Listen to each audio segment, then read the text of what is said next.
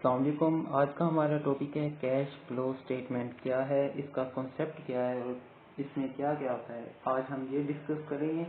सबसे पहले हम बात करें कैश।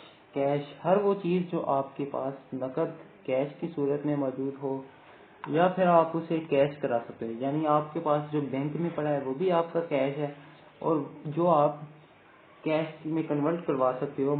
आपके पास बॉन्ड्स है, शेयर्स है, आप उन्हें कैश में कन्वर्ट करवा सकते हो, ये भी आपकी कैश है। फ्लो फ्लो का मतलब है भाव, कैश का भाव। मतलब कैश अगर आपका आउटवर्ड हो रहा है या इन हो रहा है तो वो फ्लो हो रहा है, यानी कैश अगर पेमेंट्स हो रही है वो कैश का फ्लो है, मतलब वो कैश आपका जा रहा है, आउट हो रहा है। अगर आपकी रिसीट्स हो रही है तो कैश आपका आ रहा है, मतलब इन हो रहा है, तो ये आपकी रिसीट्स है, ये भाव है कैश का। और इसका जो रिटर्न रिकॉर्ड है उसे कैश स्टेटमेंट कहते हैं, कैश फ्लो स्टेटमेंट। कोई भी बिजनेस कोई भी बिजनेस हो, वो ट्रेडिंग हो या मैन्युफैक्चरिंग हो या सर्विसिंग बिजनेस हो, उसमें कैश का बहाव तीन एक्टिविटीज की वजह से होता है।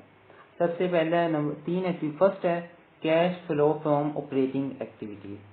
आपका ऑपरेटिंग एक्टिविटीज की वजह से भाव उसे होता है। Cash flow from financial activities, financial activities की वजह से होता है। Cash flow from investing activities. Operating activities वो सबसे पहले ऑपरेटिंग एक्टिविटीज वो होती है जो कारोबार में ऑपरेट करने के लिए होती है, मतलब कारोबार को चलाने के लिए आप करते हैं एक्टिविटी। फाइनेंशियल एक्टिविटीज होती है जिनसे आप फाइनेंस के बगैर कोई भी कारोबार नहीं कर सकते। फाइनेंशियल एक्टिविटीज जिनसे आप कारोबार के लिए कैपिटल रिसीव करते हैं उन वो होते हैं फाइनेंशियल एक्टिविटीज।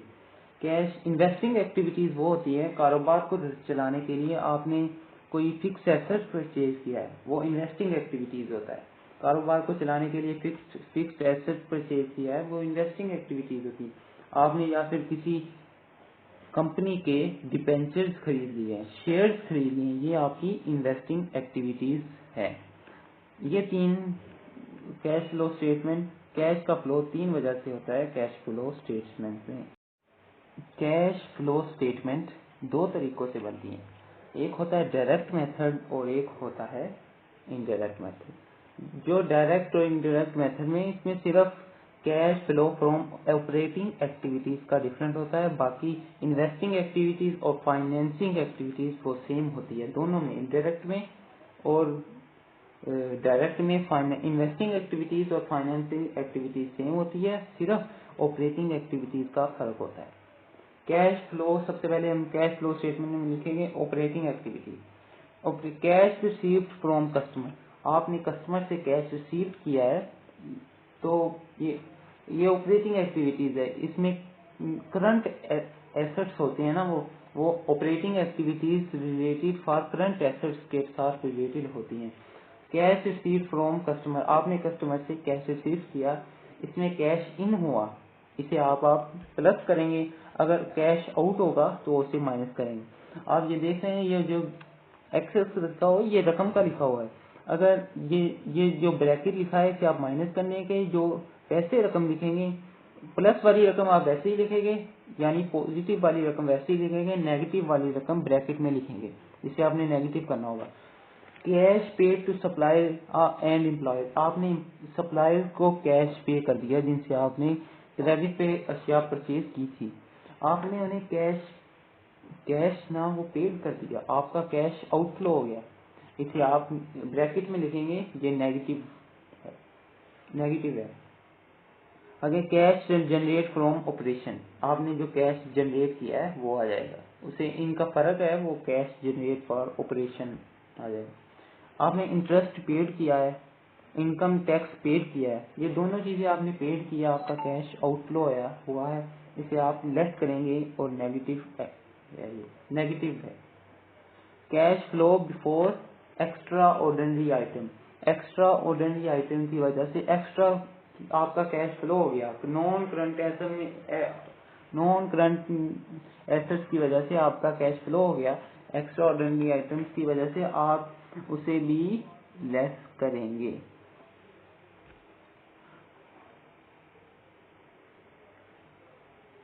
प्रोसीडिड फ्रॉम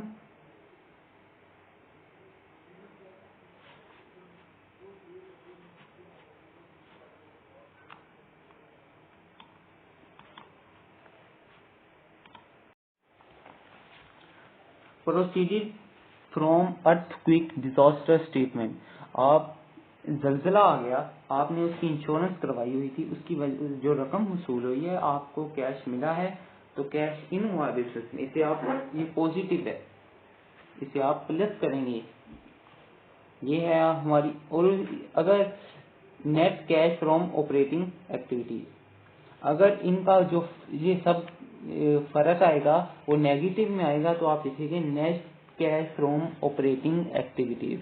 अगर इनका फर्क नहीं, सॉरी, अगर इनका फर्क पॉजिटिव में आए तो आप लिखेंगे net cash from operating activities.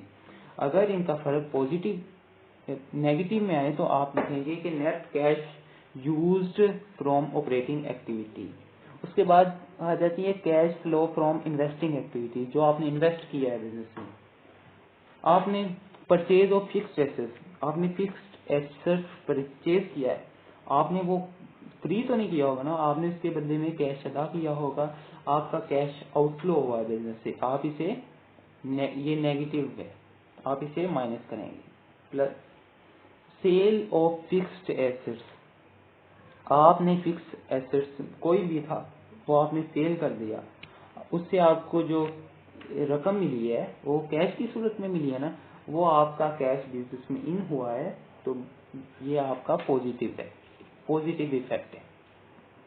Interest received, dividend received, interest आपने मुनाफा वसूल किया है शेयर्स पे, और डिविडेंड इंटरेस्ट रिसीव किया है आपने डिपेंडेंस पे, डिविडेंड आपने शेयर्स पे रिसीव किया है, या आपका कैश में इजाफा हुआ है, आपका कैश आया है, तो इसका पॉजिटिव इफेक्ट है, आप इसका प्लस करेंगे। इसी तरह अगर इन दोनों का फर्क, इन सब का आप जमा या माइनस करने के बाद आखिर में अगर ये पॉजिटिव में आए तो आप लिखेंगे net cash from positive investing activity. अगर ये नेगेटिव में आए तो net cash used investing activities आप लिखेंगे। उसके बाद है cash flow from financing activities. आपने फाइनेंसिंग एक्टिविटीज होती हैं आप जिनसे आपने बिजनेस को फाइनेंस किया है। कोई भी बिजनेस पैसे के बगैर तो नहीं चल सकता ना, आपने कोई भी बिजनेस चलाने के लिए आपको फाइनेंस की जरूरत होती है। आपने शेयर मतलब ज्वाइंट स्टॉक कंपनी है, उसने शेयर इशू करके अपना फाइनेंस इकट्ठा कर लिया, डिपेंचर्स जारी किए, लॉन्ग टर्म लोन ले लिया, ये long term loan issue of share debentures, इससे आपने अपने बिजनेस को फाइनेंस किया, आपके पास कैश आया, आप इन्हें प्लस करेंगे, ये पॉजिटिव इफेक्ट है। और उसके बाद आपने कोई भी शख्स आपको वैसे ही तो नहीं ना दे देगा इस लोन, उसका आपने इंटरेस्ट अदा किया है लॉन्ग टर्म लोन का, आपने उन पर डिबेंचर्स पर पेड किए हैं, डिविडेंड पेड किया है, मुनाफा आपने शेयर पर डिविडेंड पेड किया, जब आप पेड करेंगे तो उन्हें लेस करेंगे इसमें से, तो फिर आपका आप इस ये नेगेटिव इफेक्ट आप उन्हें लेस करेंगे। आपने अगर डिविडेंड पेड किया है, loan payments of long term loan, आपने जो लोन लिया था उसकी पेमेंट्स कर दी है, तो आप इन्हें लेस करेंगे, और इनका जो फर्क आएगा वो net cash from investing activities होगा। और दूसरा हमारा मेथड है इनडायरेक्ट मेथड।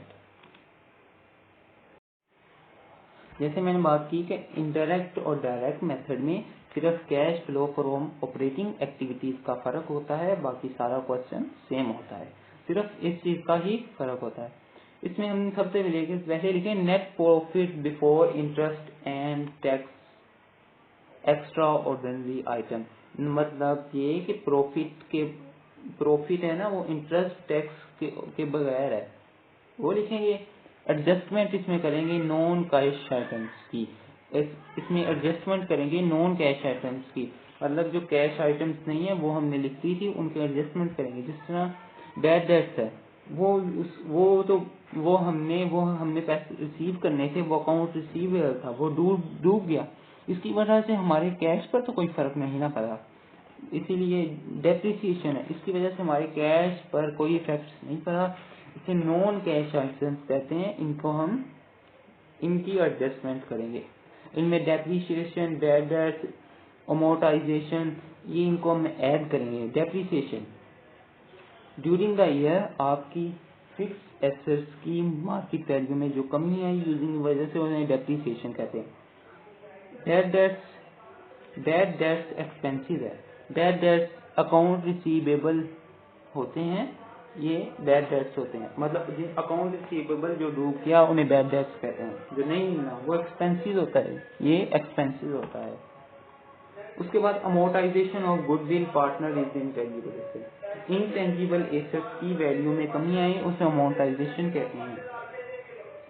तो loss on sale of fixed assets, loss हुआ है जो आपको फिक्स्ड एसेट्स की सेल से। अस्सलाम वालेकुम, आज का हमारा टॉपिक है कैश फ्लो स्टेटमेंट क्या है, इसका कॉन्सेप्ट क्या है और इसमें क्या क्या आता है, आज हम ये डिस्कस करेंगे। सबसे पहले हम बात करें कैश। कैश हर वो चीज़ जो आपके पास नकद कैश की सूरत में मौजूद हो या फिर आप उसे कैश करा सकते हो, यानी आपके पास जो बैंक में पड़ा है वो भी आपका कैश है और जो आप कैश में कन्वर्ट करवा सकते हो, आपके पास बॉन्ड्स है, शेयर्स है, आप उन्हें कैश में कन्वर्ट करवा सकते हो, ये भी आपकी कैश है। फ्लो, फ्लो का मतलब है भाव, कैश का भाव, मतलब कैश अगर आपका आउटवर्ड हो रहा है या इन हो रहा है तो वो फ्लो हो रहा है, यानी कैश अगर पेमेंट्स हो रही है वो कैश का फ्लो है, मतलब वो कैश आपका जा रहा है, आउट हो रहा है। अगर आपकी रिसीट्स हो रही है तो कैश आपका आ रहा है, मतलब इन हो रहा है, तो ये आपकी रिसीट्स है, ये भाव है कैश का। और इसका जो रिटर्न रिकॉर्ड है उसे कैश स्टेटमेंट कहते हैं, कैश फ्लो स्टेटमेंट। कोई भी बिजनेस हो, वो ट्रेडिंग हो या मैन्युफैक्चरिंग हो या सर्विसिंग बिजनेस हो, उसमें कैश का बहाव 3 एक्टिविटीज की वजह से होता है। सबसे पहला नंबर 3 एक्टिविटी, फर्स्ट है cash flow from operating activities. आपका ऑपरेटिंग एक्टिविटीज की वजह से भाव उसे होता है। Cash flow from financial activities, financial activities की वजह से होता है। Cash flow from investing activities, operating activities वो सबसे पहले ऑपरेटिंग एक्टिविटीज वो होती है जो कारोबार में ऑपरेट करने के लिए होती है, मतलब कारोबार को चलाने के लिए आप करते हैं एक्टिविटी। फाइनेंशियल एक्टिविटीज होती है जिनसे आप फाइनेंस के बगैर कोई भी कारोबार नहीं कर सकते। फाइनेंशियल एक्टिविटीज जिनसे आप कारोबार के लिए कैपिटल रिसीव करते हैं उन वो होते हैं financial activities. Cash investing activities वो होती है कारोबार को चलाने के लिए आपने कोई फिक्स एसेट परचेज किया है, वो इन्वेस्टिंग एक्टिविटीज होता है। कारोबार को चलाने के लिए फिक्स एसेट परचेज किया है, वो इन्वेस्टिंग एक्टिविटीज होती है। आपने या फिर किसी कंपनी के डिबेंचर्स खरीद लिए हैं, शेयर्स खरीद लिए हैं, ये आपकी इन्वेस्टिंग एक्टिविटीज है। ये 3 कैश फ्लो स्टेटमेंट, कैश का फ्लो 3 वजह से होता है कैश फ्लो स्टेटमेंट में। कैश फ्लो स्टेटमेंट 2 तरीकों से बनती है, एक होता है डायरेक्ट मेथड और एक होता है इनडायरेक्ट मेथड। जो डायरेक्ट और इनडायरेक्ट मेथड में इसमें सिर्फ cash flow from operating activities का डिफरेंट होता है, बाकी इन्वेस्टिंग एक्टिविटीज और फाइनेंसिंग एक्टिविटीज वो सेम होती है दोनों में, इनडायरेक्ट में और डायरेक्ट में। इन्वेस्टिंग एक्टिविटीज और फाइनेंसिंग एक्टिविटीज सेम होती है, सिर्फ ऑपरेटिंग एक्टिविटीज का फर्क होता है। कैश फ्लो, सबसे पहले हम कैश फ्लो स्टेटमेंट में लिखेंगे operating activity. Cash received from customer, आपने कस्टमर से कैश रिसीव किया है तो ये ऑपरेटिंग एक्टिविटीज है। इसमें करंट एसेट्स होते हैं ना, वो operating activities related for current assets के साथ रिलेटेड होती हैं। कैश रिसीव फ्रॉम कस्टमर, आपने कस्टमर से कैश रिसीव किया, इसमें कैश इन हुआ, इसे आप प्लस करेंगे, अगर कैश आउट होगा तो उसे माइनस करेंगे। आप ये देख रहे हैं ये जो एक्सेस लिखा हुआ है ये रकम का लिखा हुआ है, अगर ये जो ब्रैकेट लिखा है कि आप माइनस करने के जो पैसे रकम लिखेंगे, प्लस वाली रकम आप वैसे ही लिखेंगे, यानी पॉजिटिव वाली रकम वैसे ही लिखेंगे, नेगेटिव वाली रकम ब्रैकेट में लिखेंगे, इसे आपने नेगेटिव करना होगा। Cash paid to supplier and employer, आपने सप्लायर को कैश पे कर दिया जिनसे आपने क्रेडिट पे अशिया परचेज की थी, आपने उन्हें कैश ना वो पेड कर दिया, आपका कैश आउटफ्लो हो गया, इसे आप ब्रैकेट में लिखेंगे, ये नेगेटिव है। अगर कैश जनरेट फ्रॉम ऑपरेशन, आपने जो कैश जनरेट किया है वो आ जाएगा, उसे इनका फर्क है, वो कैश जनरेट फॉर ऑपरेशन आ जाएगा। आपने इंटरेस्ट पेड किया है, इनकम टैक्स पेड किया है, ये दोनों चीजें आपने पेड किया, आपका कैश आउटफ्लो हुआ है, इसे आप लेस करेंगे और नेगेटिव है। Cash flow before extra ordinary item. Extra ordinary item की वजह से एक्स्ट्रा आपका कैश फ्लो हो गया, नॉन करंट एसेट्स की वजह से आपका कैश फ्लो हो गया, एक्स्ट्रा ऑर्डिनरी आइटम्स की वजह से आप उसे भी लेस करेंगे।